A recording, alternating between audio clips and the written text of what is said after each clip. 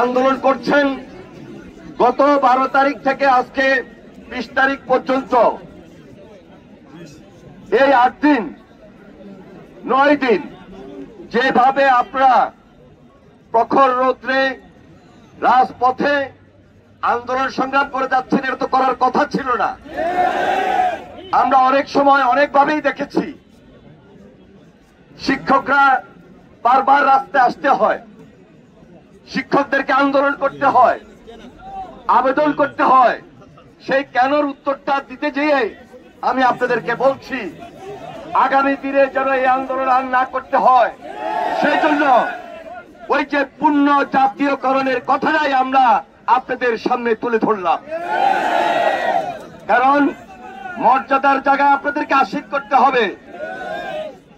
আপনারা এই জাতিকে আলোর পথে নিয়ে যাবেন, আলোর পথে নিয়ে যাচ্ছেন।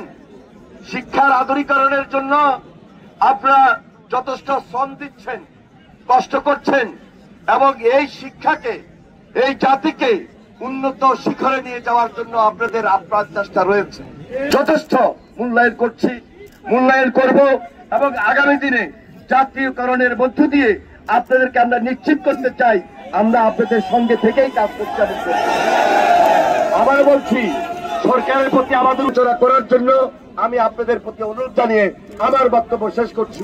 খোদা হাফেজ। বাংলাদেশ জিন্দাবাদ।